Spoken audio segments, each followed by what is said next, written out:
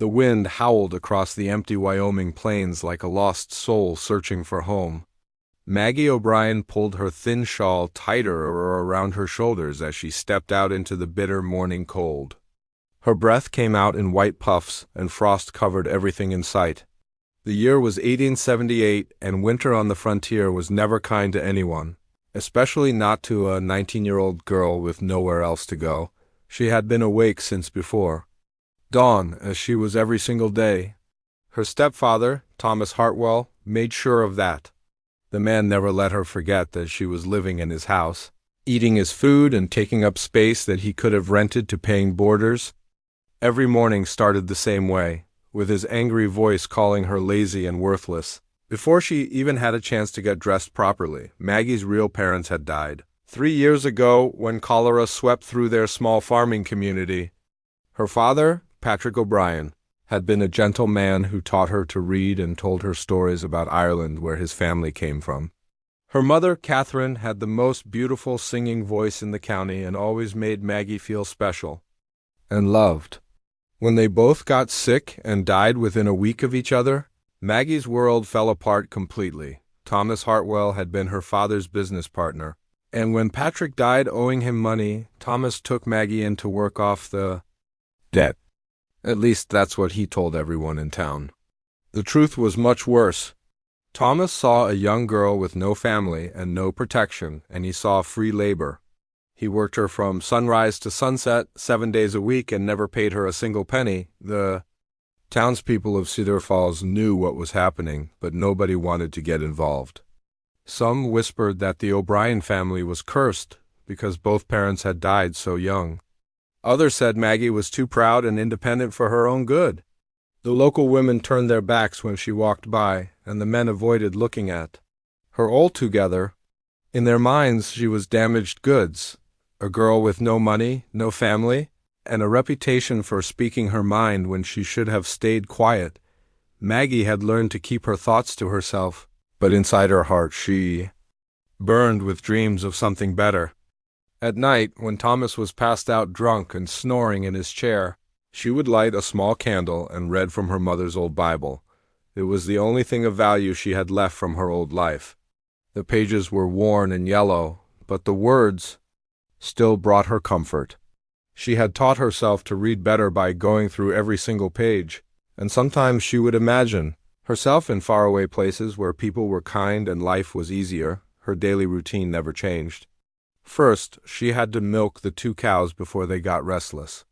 The barn was drafty and cold, and her fingers often went numb while she worked. Then she had to collect eggs from the chickens, who seemed to take pleasure in pecking at her hands. After that came feeding the pigs, cleaning their pen, and hauling fresh water from the creek that ran about half a mile from the house. The creek was Maggie's favorite place on the entire property. It was the only spot where she could be alone with her thoughts for a few minutes. The water was always clean and clear, even in winter when ice formed along the edges. Sometimes she would see deer drinking on the other side, and occasionally wild horses would come down to drink. Those horses were the most beautiful creatures she had ever seen, free and strong, with no one to boss them around or make them work until they collapsed. Thomas Hartwell was not an easy man to live with. He was in his 50s, with a beer belly and a red face that got even redder when he was angry, which was most of the time. He had never married because no woman in town could stand him for more than a few weeks. He drank too much, gambled away most of his money, and blamed everyone else for his problems. When he looked at Maggie, she could see disgust in his eyes, as if her very existence annoyed him. He never hit her, but his words cut just as deep. He called her useless, stupid, and ungrateful. He told her she should be thankful he took her, and when no one else wanted her. He reminded her every single day that she was a burden and that she would never amount to anything. After 3 years of hearing this, Maggie sometimes wondered if he might be right, but there was one person who saw something different in Maggie. About 2 miles away lived a small group of Lakota people who had settled near the river. Most of the white folks in town were suspicious of them and kept their distance, but Maggie had met an old woman named Gray Moon while gathering wild berries one autumn day. Gray Moon was a medicine woman who knew more about healing plants and herbs than any Dr. Maggie had ever met. At first, Gray Moon just watched Maggie from a distance. But when she saw how gently the young woman treated the animals, and how carefully she gathered only what she needed from the land, Gray Moon approached her. The old woman spoke English well, having learned it from traders over the years. She began teaching Maggie about different plants and their healing properties. Wild willow bark could help with pain and fever. Echinacea could boost someone's strength when they were sick. Sage could clean wounds and prevent infection. These lessons became the highlight of Maggie's life. Gray Moon never made her feel stupid for asking questions, and she never treated her like a burden. The old woman seemed to understand that Maggie was hungry for knowledge and kindness. Sometimes Gray Moon would bring herbs to trade for food, and Maggie would sneak her extra bread or vegetables when Thomas wasn't looking. Through Gray Moon, Maggie learned that healing was about more than just medicine. It was about caring for others and seeing the good in people, even when they couldn't see it in themselves. Gray Moon told her stories about brave women who had survived difficult times and found their strength through helping others. These stories gave Maggie hope that maybe her life could be different someday, but most days, hope felt like a luxury she couldn't afford. Thomas made sure she never had time to dream or plan for the future. Every morning brought the same backbreaking work, the same cruel words, and the same feeling that she was trapped in a life she never chose. The other young women in town were getting married and starting families, but no man would look twice at a girl with no dowry and a stepfather like Thomas Hartwell. Maggie had overheard Thomas talking to his drinking buddies about her future. He planned to keep her working for him until she was too old to be useful, then throw her out to fend for herself. The thought terrified her, but she didn't know what else to do. She had no money saved up, no skills besides farm work, and nowhere to go. Sometimes she thought about running away, but where could a 19-year-old girl go in 1878 with nothing but the clothes on her back? Winter was always the hardest time. The days were short and dark, the work was twice as difficult, and Thomas drank even more than usual. Maggie often went to bed hungry because there wasn't enough food to go around, and Thomas always ate first. Her clothes were old and patched, and she had long since outgrown her shoes. Her hands were rough and scarred from years of hard labor, and she had forgotten what it felt like to have soft, clean skin. But even in her darkest moments, something inside Maggie refused to give up completely. Maybe it was her father's Irish stubbornness or her mother's gentle strength, but she held on to a tiny flame of hope that someday, somehow, her life would get better. She didn't know how or when, but she believed that God hadn't forgotten about her, even when it felt like everyone else had died. As she walked back from the creek that cold morning, carrying 2 heavy buckets of water, Maggie had no idea that her life was about to change forever. She couldn't have imagined that within a few days she would make a choice that would test everything Gray Moon had taught her about healing and kindness. She had no way of knowing that sometimes saving someone else's life is the first step towards saving your own. The storm hit Cedar Falls like an angry beast on the 3rd Tuesday of February. Snow fell so thick that Maggie could barely see 3 feet in front of her face. The wind screamed across the plains, shaking the little cabin until the windows rattled in their frames. Thomas had been drinking since noon and was already passed out in his chair by the fireplace. Leaving Maggie to handle the evening chores alone, she wrapped her mother's old quilt around her shoulders and stepped out into the blizzard. The cold hit her like a slap, and she had to lean forward just to walk against the wind. The animals needed to be fed and watered, storm or no storm. That was one thing about farm life. The work never stopped, no matter what Mother Nature threw at you. The barn provided some shelter from the wind, but it was still freezing cold inside. Maggie worked quickly, her breath coming out in white clouds as she threw hay to the cows and scattered corn for the chickens. Her fingers were numb even inside her worn mittens, and she kept flexing them to keep the blood flowing. The animals huddled together for warmth, and she wished she could do the same. Her last chore was always getting water from the creek. Even in winter, the running water rarely froze completely, though she often had to break through a thin layer. of ice to fill her buckets. Tonight, the walk to the creek felt like a journey to the end of the world. The snow was already knee-deep and getting deeper by the minute. She was about halfway to the water when she saw something dark lying in the snow. At first, she thought it might be a fallen tree branch or maybe a dead animal. But as she got closer, her heart nearly stopped. It was a man, and he wasn't moving. Maggie dropped her buckets and rushed to his side. He was lying face down in the snow, and she could see blood staining the white ground around him. When she rolled him over, she gasped. He was still breathing, but barely.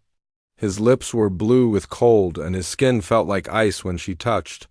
His face. The man looked to be in his late 20s, with dark hair and several days' worth of beard on his face. He was wearing a cavalry uniform, though it was torn and bloody. She could see a hole in his coat where a bullet had gone through, and there was so much blood that she couldn't tell how badly he was hurt. Maggie knew she had to act fast. In this cold, the man would be dead within the hour if she didn't get him somewhere warm. But she also knew that if she brought him to the main house, Thomas would throw him right back out into the storm. Her stepfather had no use for strangers, especially ones who couldn't pay for their keep. That's when she thought of the root cellar. It was a small underground room behind the cabin that Thomas used to store vegetables and preserves during the winter. It would be warmer than outside, and Thomas rarely went down there, especially when he was drinking. If she could get the man there without being seen, she might be able to help him. Getting him to the root cellar was the hardest thing Maggie had ever done. The man was much bigger than her, and he was completely unconscious. She had to drag him through the snow, stopping every few feet to rest and catch her breath. By the time she got him to the wooden doors that led down into the cellar, she was exhausted and shaking from the cold. The root cellar smelled like earth and stored apples, but it was definitely warmer than outside. Maggie lit an old oil lamp and looked around. There were sacks of potatoes and turnips stacked against the walls and shelves full of canned goods. In one corner, there was a pile of old quilts that Thomas used to cover the vegetables when it got really cold. She spread the quilts on the dirt floor and somehow managed to get the wounded man onto them. In the lamplight, she could see just how bad his injuries were. The bullet hole in his chest was still bleeding, and his breathing was shallow and ragged. His face was pale as paper, and when she touched his forehead, he was burning up with fever. Maggie had never treated anything this serious before, but she remembered everything Gray Moon had taught her. The first thing was to stop the bleeding. She tore strips from her own petticoat and pressed them against the wound. The bullet had gone through his chest, but it didn't look like it had hit his heart or lungs directly. That was good. It meant he had a chance. For the next several hours, Maggie worked by lamplight to save the stranger's life. She cleaned his wounds with water she had heated over a small candle, using techniques Gray Moon had shown her. She packed the bullet hole with clean cloth and bound it tightly to stop the bleeding. Then she covered him with every quilt she could find, and tried to get his body temperature back to normal. The man drifted in and out of consciousness throughout the night. Sometimes he would mumble words she couldn't understand, and other times he would cry out as if he was having a nightmare. When he got restless, Maggie would speak to him in the same gentle voice her mother had used when she was sick as a child. "You're safe now," she would whisper. "Just rest and let your body heal." During his fevered moments, she learned pieces of his story. His name was Sam Mitchell, and he had been tracking cattle rustlers when they ambushed him. He called out for someone named Jenny, who she guessed might be his wife or sister. He talked about the war and about losing people he cared about. Even unconscious, she could hear the pain in his voice. Maggie had to be very careful not to let Thomas discover what she was doing. Every morning, she would tell him she was going to check on the stored vegetables, and he would just grunt and wave her away. He was usually too hungover to pay much attention to what she was doing anyway. She would sneak food from the kitchen, bread, soup, whatever she could manage without him noticing. For 3 weeks she lived this double life. During the day she did all her regular chores and tried to act normal around Thomas. At night, she would sneak down to the root cellar to care for Sam. Slowly, very slowly, he began to improve. The fever broke after 5 days, and the bleeding stopped after a week. His color started to come back, and his breathing became stronger. The hardest part was keeping him quiet when Thomas was around. Sometimes Sam would have nightmares and cry out in his sleep. Maggie learned to recognize the signs and would cover his mouth with her hand until the episode passed. She was terrified that Thomas would hear something and come investigating. As Sam got stronger, he began to stay awake for longer periods. At first, he was confused about where he was and how he had gotten there. When Maggie explained that she had found him in the snow and brought him to safety, he looked at her with such gratitude that it made her heart skip a beat. "You saved my life," he said, his voice still weak but sincere. "Why would you do that for a stranger?" Maggie didn't really know how to answer that question. She had just done what felt right in the moment. Maybe it was because Gray Moon had taught her that healing was a gift that should be shared with anyone who needed it. Or maybe it was because she knew what it felt like to be alone and desperate, and she couldn't bear to let someone else suffer that way. "Everyone deserves a chance to live," she finally said, "no matter who they are or where they come from." Sam studied her face in the lamplight, and she could see something change in his expression. Here was this young woman who had risked everything to save his life, asking for nothing in return.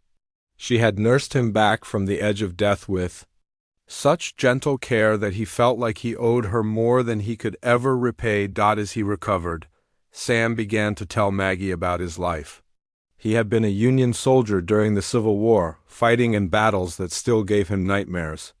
After the war ended, he had tried to go back to farming, but his family's land had been sold for taxes while he was away fighting, with nowhere else to go. He had joined the cavalry and spent the last few years tracking outlaws and rustlers across the frontier. The men who had shot him were part of a gang that had been stealing cattle from ranchers all across Wyoming territory. Sam had been following their trail for weeks when they finally noticed him and decided to set a trap. They had left him for dead in the snow, probably figuring that even if the bullet didn't kill him, the cold would finish the job. Maggie found herself looking forward to these quiet conversations in the dim cellar. For the first time in years, she had someone to talk to who actually listened to what she had to say. Sam was interested in her thoughts and opinions, and he never made her feel stupid for asking questions. He told her about places he had been and things he had seen, opening up a whole world beyond the narrow boundaries of her hard life, but she knew this couldn't last forever. Sam was getting stronger every day, and soon he would be well enough to leave. What would happen then? Would he just ride away and forget about the girl who had saved his life? The thought made her sadder than she wanted to admit. More importantly, she was running out of excuses for spending so much time in the root cellar. Thomas was starting to ask questions about why she needed to check on the vegetables so often. Soon, he might decide to come down and see for himself what was taking her so long. Maggie knew she was playing a dangerous game, but she couldn't bring herself to stop. For the first time in her life, she felt truly needed by someone who appreciated what she was doing. Sam looked at her like she was something precious and valuable, not just a burden to be tolerated. When he smiled at her, she felt beautiful and important in a way she had never experienced before. But she also knew that their secret couldn't stay hidden much longer. Thomas was by the end of the 3rd week. Sam was sitting up on his own and eating solid food. The color had returned to his face and his eyes were clear and bright. When he looked at Maggie, she could see something there that made her heart flutter in ways she had never experienced before. It wasn't just gratitude.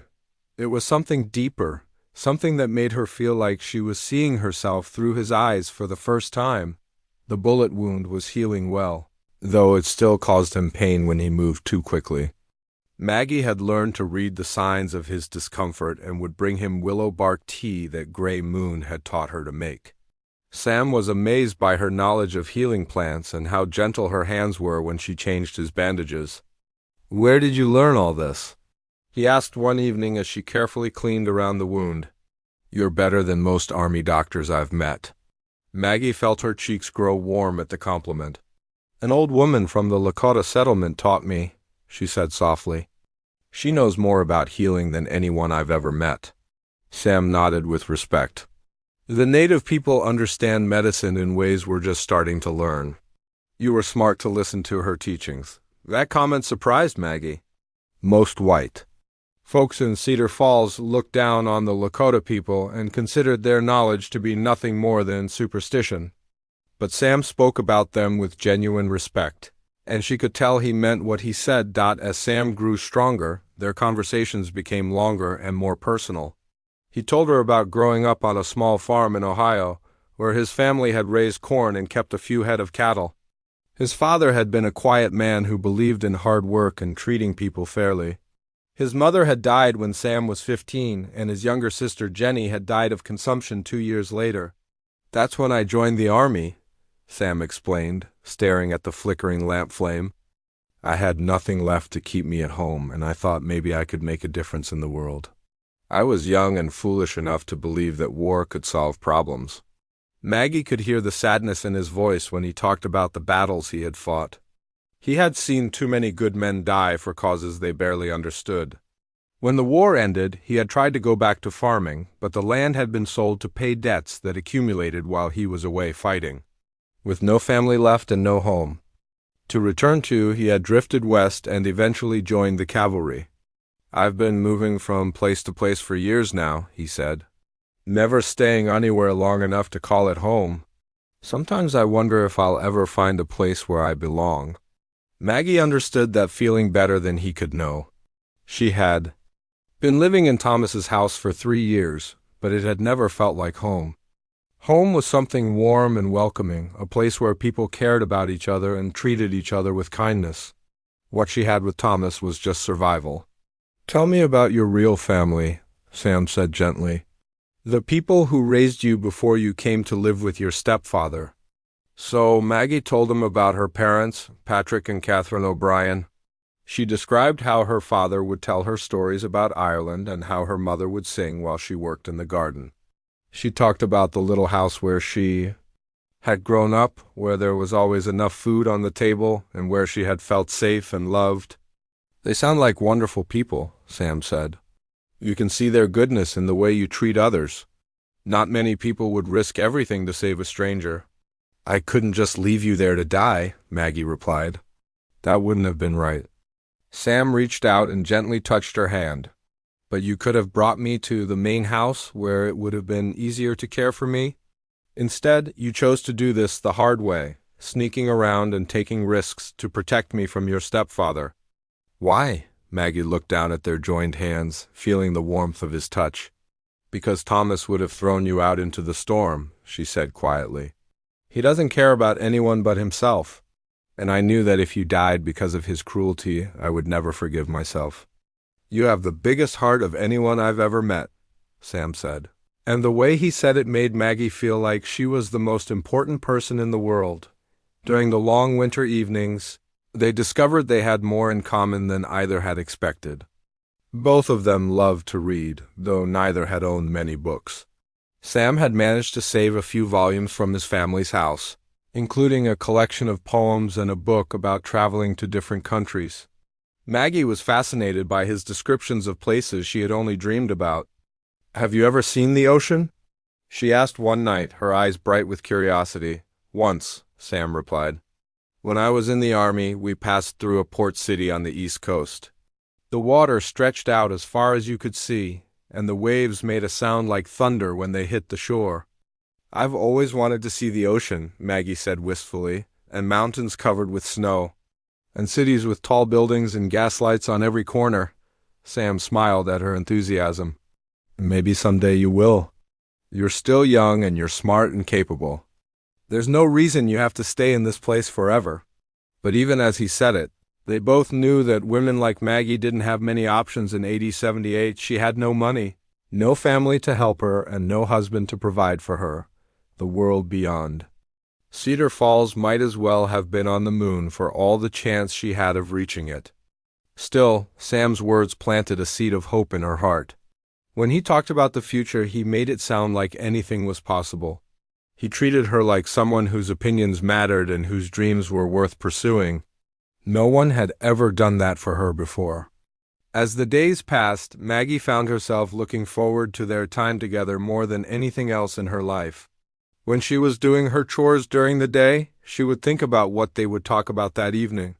She started saving up little stories and observations to share with him, things that had happened during her day or thoughts that had occurred to her while she was working. Sam was equally drawn to these conversations. After years of loneliness and drifting from place to place, he had found someone who truly listened to him and understood what he was feeling. Maggie didn't judge him for the things he had done during the war or the mistakes he had made since then. She saw the good in him that he had almost forgotten existed. One evening, as they sat in the dim light of the oil lamp, Sam pulled out his mother's Bible. It was worn and battered from years of travel, but the pages were still readable. "Would you like to read together?" he asked. Maggie nodded eagerly. Reading had always been a solitary activity for her, something she did alone by candlelight when Thomas was asleep. Sharing it with someone else made it feel special and meaningful in a new way. They took turns reading passages aloud, and Sam was impressed by how well Maggie could read. Many people on the frontier, especially women, never learned to read beyond a basic level. But Maggie read with expression and understanding, sometimes stopping to discuss what a passage meant or how it related to their own lives. "You're very smart," Sam told her one night after she had offered an insightful comment about a particularly difficult scripture. "You should have had the chance to go to school, maybe even become a teacher," Maggie laughed, but not in a happy way. "Women like me don't become teachers. We're lucky if we learn to read at all." "Things are changing," Sam said seriously. "There are women out west who are running their own businesses, becoming doctors, even getting the right to vote in some places. Just because you started life in a difficult situation doesn't mean that's how it has to end." These conversations opened up a world of possibilities that Maggie had never considered before. Sam talked about women he had met during his travels, who had broken free from traditional roles and created their own paths in life. He spoke about them with admiration, not disapproval, and Maggie began to wonder if maybe she could be like them someday. But their time together wasn't just about serious conversations and shared dreams. They also laughed together, something Maggie hadn't done in years. Sam had a dry sense of humor and could find something amusing in almost any situation. He would tell her funny stories about his adventures in the cavalry, and she would share observations about the quirky habits of the farm animals. When Sam laughed at something she said, Maggie felt like she was glowing from the inside out. Thomas had never found anything about her amusing or entertaining. He treated her like a piece of furniture, useful for work but not worth paying attention to otherwise. Sam made her feel witty and interesting, like she was someone worth spending time with just for the pleasure of her company.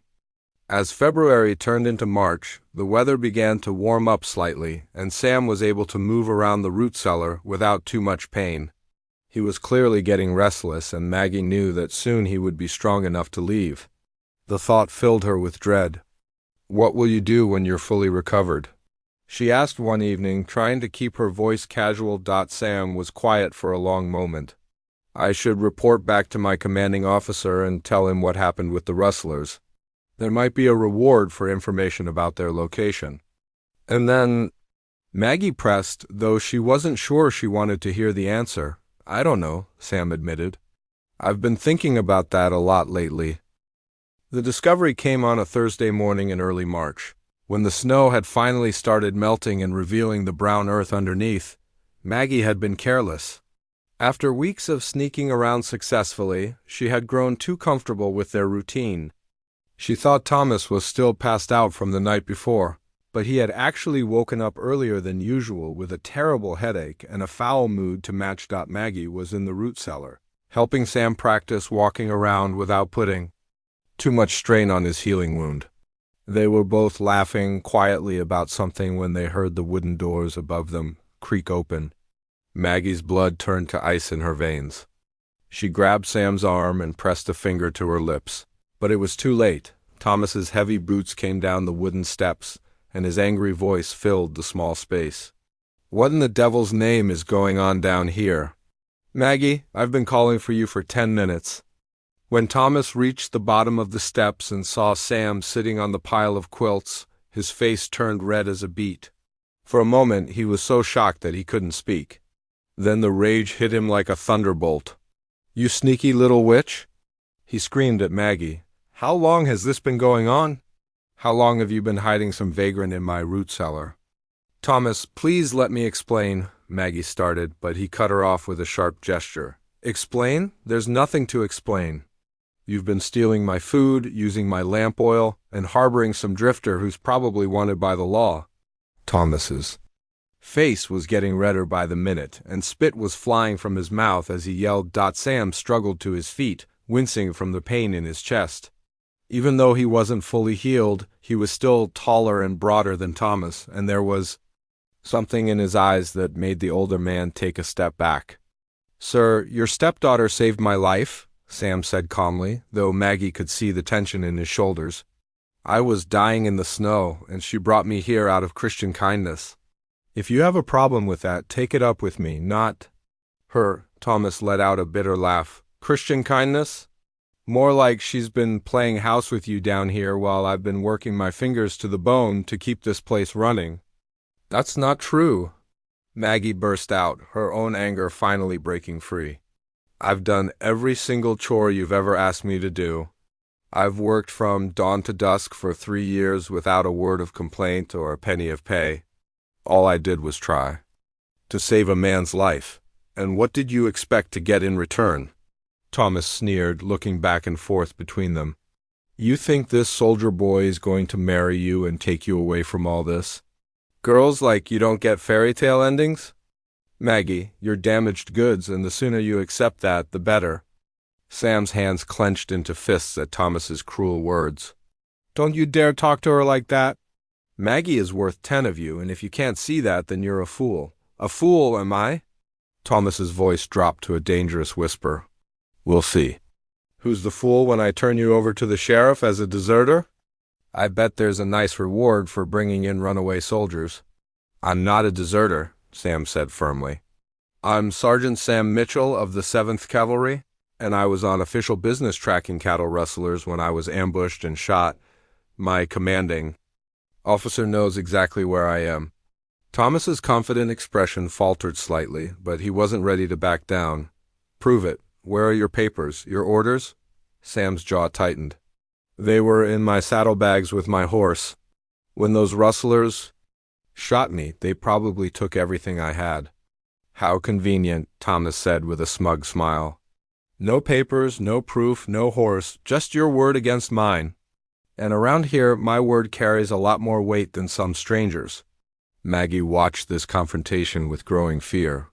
She could see that Thomas was working himself up to do something terrible, and she knew that Sam was still too weak to defend himself properly if things turned violent. The bullet wound might have healed on the surface, but he was nowhere near his full strength. "Thomas, please," she said, trying to keep her voice calm and reasonable. "Sam is telling the truth. He's a good man who was just trying to do his job. Can't you find it in your heart to show some mercy?" "Mercy?" Thomas laughed harshly. "You want to talk about mercy? I showed you mercy when I took you in after your parents died. I gave you a roof over your head and food in your belly when nobody else would have you, and this is how you repay me? By lying to me and sneaking around behind my back?" "You didn't take me in out of mercy," Maggie said, her voice growing stronger. "You took me in because you wanted free labor. You've worked me like a slave for 3 years and never once showed me a moment of kindness." Thomas's face darkened even more. "Ungrateful little brat. Maybe it's time you learned what the world is really like for girls with no family and no money. Maybe I should throw both of you out in the cold and let you see how far Christian kindness gets you." "If that's what you want to do, then do it," Maggie said, surprising herself with her boldness. "But don't pretend you're the victim here. You've never cared about anyone but yourself." The slap came so fast that Maggie didn't see it coming. Thomas's hand cracked across her cheek, sending her stumbling backward into the wall. The sound echoed through the small space like a gunshot. That's when Sam lost his temper completely. Despite his injuries, he lunged forward and grabbed Thomas by the front of his shirt, slamming him against the wooden support beam. "Don't you ever lay a hand on her again," Sam growled, his face inches from Thomas's. I don't care how weak I am. If you touch her, I'll make you regret it. Thomas tried to push Sam away, but even injured, the younger man was stronger. Get your hands off me. This is my property, and she's living under my roof. Not anymore, Sam said firmly. I'm taking her away from here, today. With what? Thomas sneered. You don't have a horse, you don't have money, and you're barely strong enough to stand up. What are you going to do? Walk to the next town? She'd be crawling back here within a week, begging me to take her back. Sam released Thomas and stepped back, but his eyes never left the older man's face. You're right about one thing. I don't have my horse or my gear, but I do have something you want. And what's that? Information about the cattle rustlers who shot me, Sam said calmly. The ones who have been stealing livestock from ranchers all over this county, including some of your cattle. Thomas's expression changed instantly. What do you know about my missing cattle? I know who took them, where they're hiding, and how many head they've stolen. That information is worth a lot of money to the right people. Sam crossed his arms, carefully, mindful of his healing wound. The territorial government has posted a $500 reward for information leading to the capture of that gang. $500 was more money than Thomas had seen in years. Maggie could practically see the wheels turning in his head as he calculated what he could do with that much cash. Even if that's true, Thomas said slowly, what makes you think I'd share any reward money with you? Because you need me to identify them and testify about what they did, Sam replied. And because I'm willing to split the reward 50-50 in exchange for Maggie's freedom. Her freedom? Thomas laughed. She's not a slave. She can leave any time. She wants... Can she? Sam asked pointedly. With what money? What clothes? What protection? You've kept her isolated and dependent on you for 3 years. That's not freedom. Maggie watched this negotiation with a mixture of hope and fear. She could see that Thomas was tempted by the money, but she also knew how much he enjoyed having power over her. He might decide that keeping her under his control was worth more than any reward. Suppose I agree to this crazy deal, Thomas said. After a long pause, what guarantee do I have that you'll actually follow through? How do I know you won't just disappear once you're strong enough to travel? Sam reached into his uniform jacket and pulled out a small leather pouch.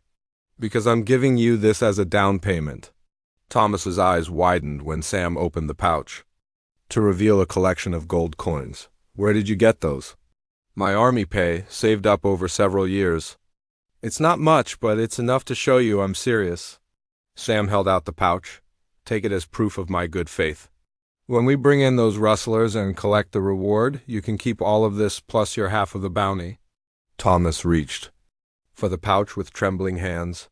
Maggie could see the greed in his eyes as he felt the weight of the gold coins.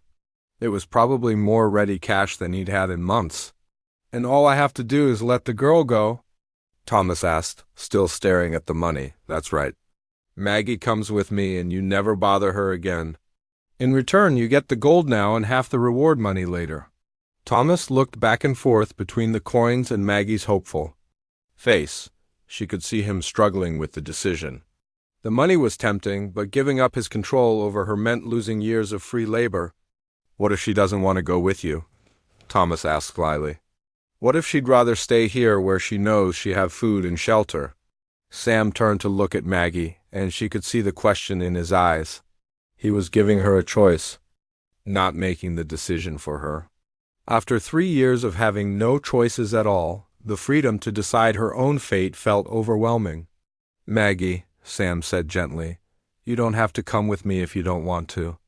But if you do, I promise I'll do everything in my power to keep you safe and give you a chance at a better life leaving. Cedar Falls was both the scariest and most exciting thing Maggie had ever done. She packed her few belongings into a small cloth bag, her mother's Bible, 2 worn dresses, and the little pouch of herbs that Gray Moon had given her. Everything she owned in the world fit into something she could carry in one hand. Sam had recovered enough to travel, though he still moved carefully to avoid straining his healing wound. The local sheriff, a fair man named Deputy Harrison, had been very interested in Sam's information about the cattle rustlers. When Sam showed his military identification papers that had been stored with the sheriff for safekeeping, Thomas's claims about him being a deserter fell apart completely. The sheriff organized a posse to track down the rustlers based on Sam's detailed knowledge of their hideout. Within a week, they had captured 3 of the 5 gang members and recovered most of the stolen cattle. True to his word, Sam split the $500 reward money with Thomas, though Maggie could see it pained him to give that cruel man a single penny. "A deal is a deal," Sam told her when she questioned his decision. "Besides, it's worth every cent to know you're free of him forever." With their share of the reward money plus Sam's army savings, they had enough to make a fresh start somewhere new. Sam had been thinking about Oregon Territory, where the government was giving away free land to settlers willing to work it. The idea of owning their own piece of earth where no one could tell them what to do or how to live sounded like a dream come true. But first, Sam did something that surprised everyone in town, including Maggie. Instead of just riding away together, he asked Deputy Harrison to perform a proper wedding ceremony. He didn't want anyone to question Maggie's reputation or think badly of her for traveling with a man who wasn't her husband. "I know we haven't known each other very long," Sam said to her the night before they planned to leave town. "And I know this isn't the kind of romantic proposal that girls dream about. But Maggie, I want you to know that asking you to marry me isn't just about protecting your reputation." They were sitting by the creek where she had found him dying in the snow just 6 weeks earlier.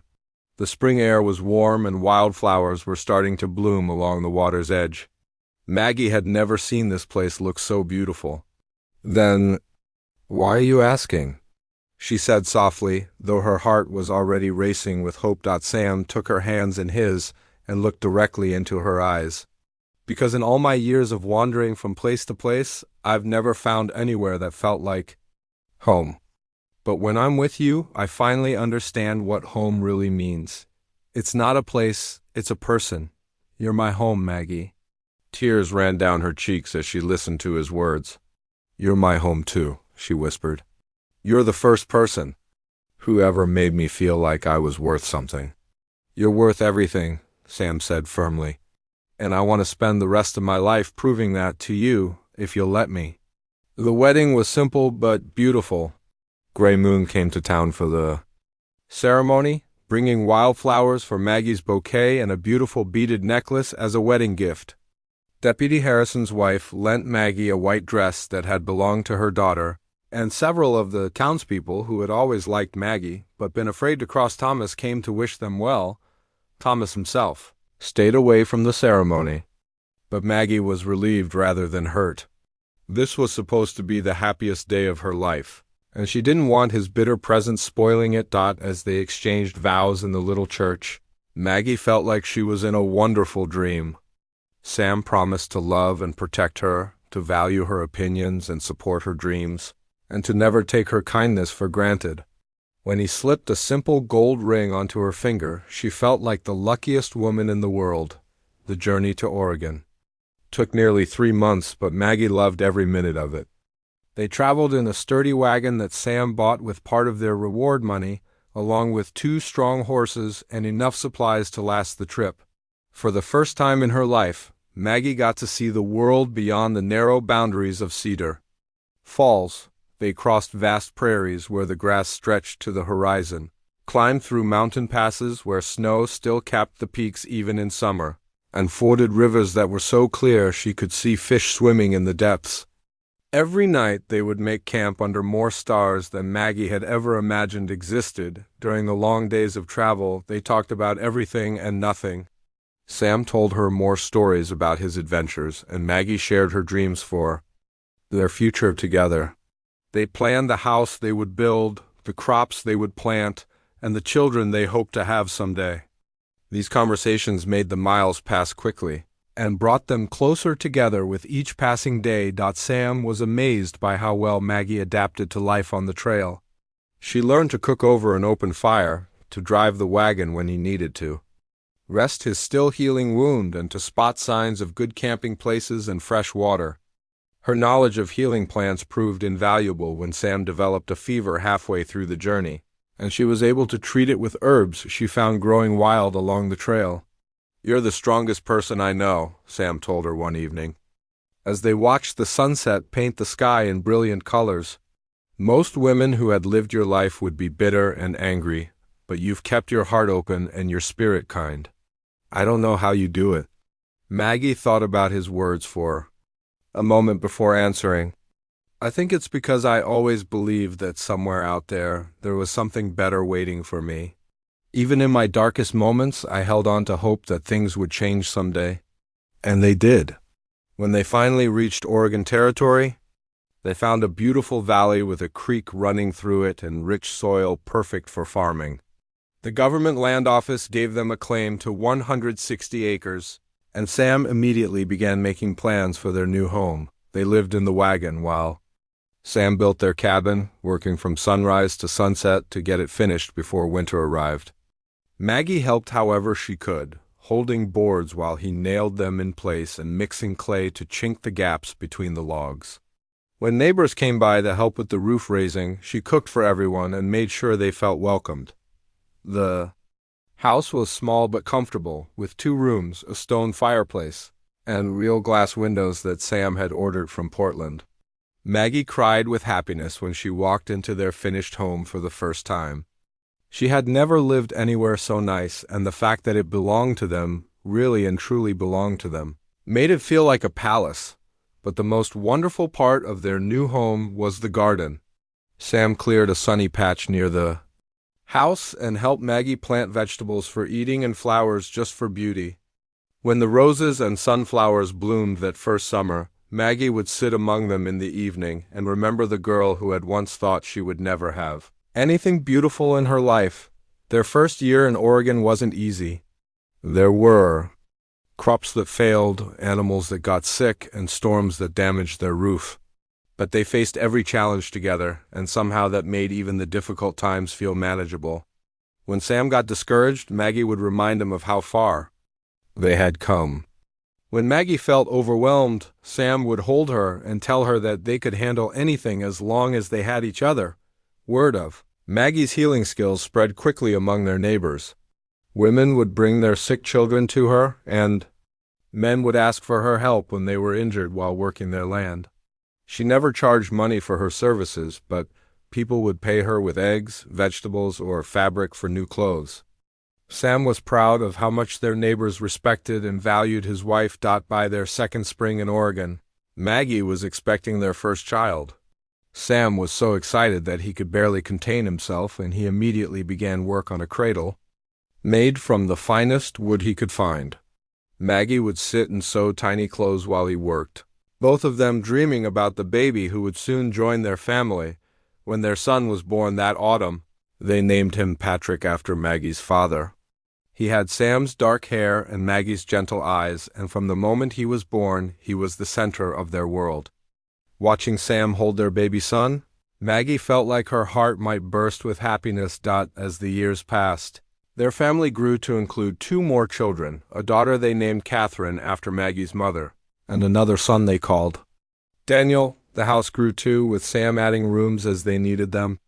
The farm prospered, and they became respected members of their community, but the most precious thing they built together was their love. Sam never forgot that this woman had saved his life when she had every reason to protect only herself. Every day, he found new ways to show her how grateful he was for her kindness and how much he treasured her. Maggie discovered that love wasn't something she had to earn through endless work and sacrifice. Sam loved her for who she was, her quick mind, her generous heart, and her quiet strength. He valued her opinions, supported her dreams, and never made her feel like she was anything less than his equal partner in life. On their 10th wedding anniversary, as they sat on the porch of their beautiful home watching their children play in the garden, Sam took Maggie's hand and smiled at her the same way he had that first day in the root cellar.